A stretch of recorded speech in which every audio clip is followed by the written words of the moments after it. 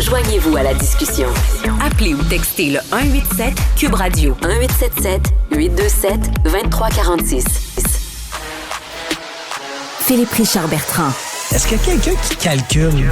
Je capote. T'imagines combien ça coûte? Entrepreneur et chroniqueur passionné. Qu'est-ce que tu veux de plus? Philippe Richard Bertrand. Bonjour Philippe Richard. Salut Pierre. On se parle d'un sujet qui est sur toutes les lèvres depuis à peu près la pandémie, la pénurie de main-d'œuvre.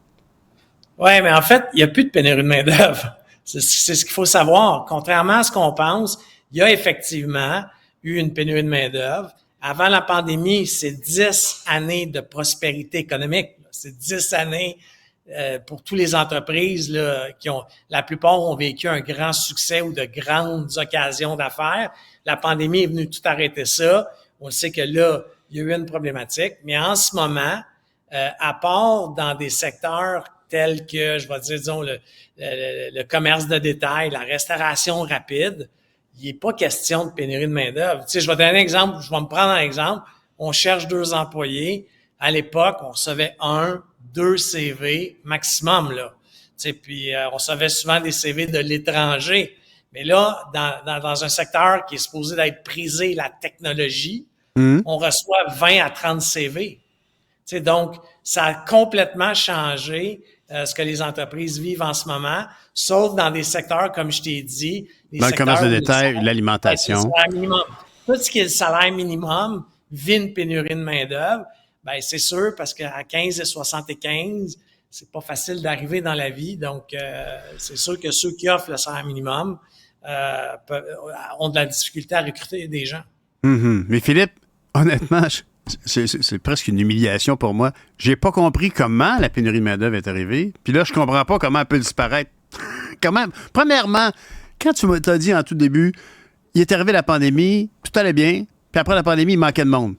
Ils sont partis où? Qu'est-ce qui est arrivé à ces gens-là? En fait, parce que ce que tu saches, c'est qu'après 10 années de prospérité économique, il y a des régions du Québec où c'était négatif. Tu sais, je vais donner un exemple. La région de Québec était en plein emploi, ce qui veut dire que il y avait tout simplement pas de chômeurs dans la région de Québec avant la pandémie. Là, la pandémie est arrivée où est-ce que des employés, une panoplie d'entreprises ont été obligées de faire des mises à pied. Ouais. Là, tu as eu une augmentation du chômage. Après ça, tu as eu de l'aide gouvernementale, ce qui a fait qu'il y a un paquet d'entreprises qui se sont dit, bon, à place d'avoir 2 employés, j'ai de l'aide, je vais en engager 4, tu sais, ou 3, ou 2,5. Okay. Donc, le monde se sont mis à réessayer d'embaucher. Sauf que là, en ce moment, il y a un ralentissement économique. Tu sais, juste dans le secteur de la technologie, il s'est perdu pas loin de 100 000 emplois en Amérique du Nord en ce moment. Tu sais, ça a eu des effets sur des entreprises canadiennes, Shopify, Lightspeed. Tu sais, c'est des entreprises qui ont fait de grosses mises à pied dans des secteurs de haute technologie où les gens sont très bien rémunérés, excuse-moi. Mais ce qui fait en sorte que, en ce moment, il y a une hausse des demandes de chômage. Pourquoi? Mais parce que les entreprises, tu sais, quand tu empruntes de l'argent en ce moment comme entreprise, là, entre 10 et 15 d'intérêt, quand les taux d'intérêt même si tu as un crédit exceptionnel, si tu empruntes de l'argent aujourd'hui, si le taux directeur est à 5 et 7, 8. Ben, c'est ça, je te dis, tu empruntes à 7-8, mais ça, c'est parce que tu as un crédit extraordinaire, tu as des profits depuis plusieurs années.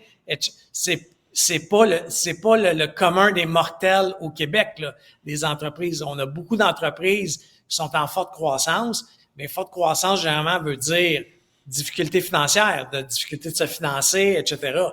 Donc, en ce moment, on est dans la situation inverse où est-ce qu'il y a une augmentation assez importante quand même des demandes de chômeurs. Mais ici, donc, tu arrives avec une explication qui fait plein de sens. À l'origine, la pénurie de main-d'œuvre elle-même, par contre, moi, est-ce qu'il y a beaucoup de gens qui ont pris leur retraite, des gens qui arrivent avec la pandémie, qui font « Ah, ça devient compliqué », puis est-ce qu'on sait si il y a plus de monde qui ont décidé finalement ils avaient prévu prendre leur retraite à 65, mais finalement, ça sera à 63. Est-ce que c'est ça qui a expliqué la mouvance, le fait qu'on manquait de monde tout de suite après la pandémie, ou même pendant? En fait, on savait depuis 10 ans qu'il y a des secteurs d'activité qui allaient arriver à ce qu'on appelle ça le tipping point en anglais, donc le point de bascule, prendre dans le domaine de la santé. oublions 2 secondes la pandémie. Dans le domaine de la santé, on savait, OK, et dans le domaine de l'éducation, pour ton information, on savait depuis 10 ans, là, c'est l'Ordre des conseillers en ressources humaines, là, c'est pas des statistiques inventées, on savait que 2023, 2024, 2025 et jusqu'en 2026, on était dans un point de bascule où est-ce qu'une panoplie de gens allaient prendre leur retraite. Là, la pandémie est arrivée. Donc, ceux qui devaient partir ont décidé de rester un peu plus. Donc, on a créé artificiellement, parce que le système souffrait, il y a eu des bonifications de salaire, comme tu le sais, dans la pandémie, dans le secteur de la santé, pour garder du monde à l'emploi. Sauf que là, la pandémie est derrière nous autres, les gens ferment la porte. Puis là, les gens, quand ils ferment la porte, ils veulent pas faire 2 jours, ils veulent pas faire 3 jours, ils veulent juste s'en aller. Tu comprends? Alors là, on va avoir un coup de massue en 2025 et en 2026 dans certains secteurs, mais il faut arrêter de crier au loup. Ça fait 10 ans qu'on sait ça, mais ça fait 10 ans qu'on n'investit pas en formation de la main-d'œuvre. Ça fait 10 ans qu'on n'investit pas en culture d'entreprise pour que l'employé se dise « Hey, je vais faire 2 ans parce que mon patron est agréable. » Tu sais, pas parce qu'on t'a donné 500 $. Non, mon boss, c'est le fun. Tu sais. Tout ça fait en sorte que les gens, puis là, je vais pas utiliser un gros mot, mais foutent le camp de leur emploi. Tu sais, ils s'en vont au point, là. Mais c'est vraiment un changement de paradigme à ce niveau-là. Je veux dire, moi, je fais partie de cette génération qui avait pas accès à beaucoup d'emplois. Puis là, après ça, il y a eu un mouvement de plein emploi. Puis aujourd'hui, il y a certainement, en tout cas, c'est une bonne nouvelle de voir qu'on manque pas de main-d'œuvre. C'est une mauvaise nouvelle, entre autres, pour les gens qui veulent se replacer dans le milieu du travail parce que c'est difficile quand tu as, mettons, 60 ans que tu es sur le bord de retraite. Il n'y a pas grand monde qui a envie d'embaucher quelqu'un, de le former, comme tu disais. La formation de la main-d'œuvre, c'est le nerf de la guerre. Et de le former, puis finalement de le laisser partir 3-4 ans plus tard. C'est pas un entrepreneur. Pierre, il y avait un super incitatif fiscal à faire ça, pour ton information, que le dernier budget ça a été enlevé, qui était ridicule, ce qui faisait que si tu prenais quelqu'un qui avait l'âge de la retraite, donc 65 ans et plus, tu avais un fabuleux crédit d'impôt juste comme entreprise pour t'aider justement, sachant qu'elle ne voudra pas travailler à temps plein, elle va sûrement quitter plus vite, mais on a enlevé ce crédit d'impôt-là. Je présume qu'il y a quelqu'un qui a fait des calculs que, bon, il était peut-être pas utilisé, etc.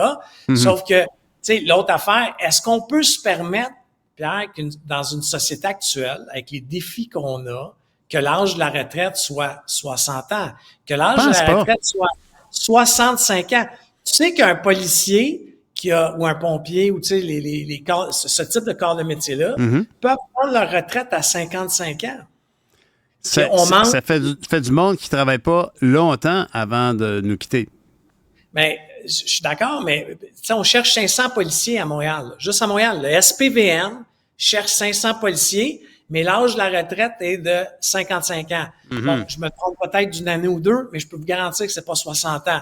Ce qui fait en sorte que qu'est-ce qu'on va faire pour retenir ces gens-là? Puis qu'est-ce qu'on va faire aussi pour changer? Parce que les gens participent à un fonds de retraite en se disant, bon, à 60 ans, je vais pas m'en aller, ou peu importe, c'est souvent une formule mathématique, là, ton âge plus des années d'ancienneté. Années de service, le pourcentage, ben oui. Mais hier, je te disais que l'inflation, la formule ne fonctionne plus. Ben, by the way, la formule pour l'âge de la retraite ne fonctionne plus non plus.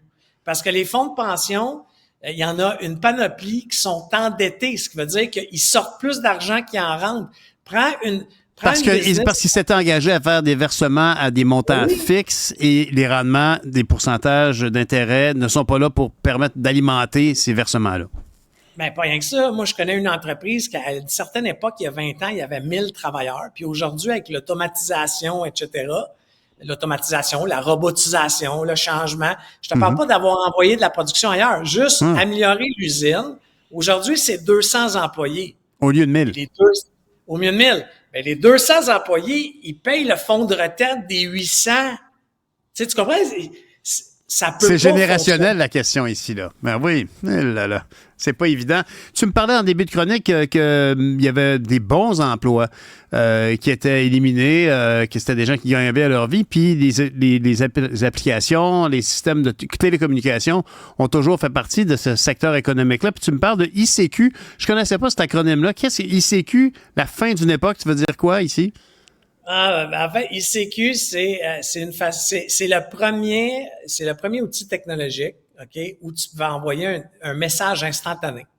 Donc, c'est le Messenger d'il y a 20 ans. Ah OK? oui.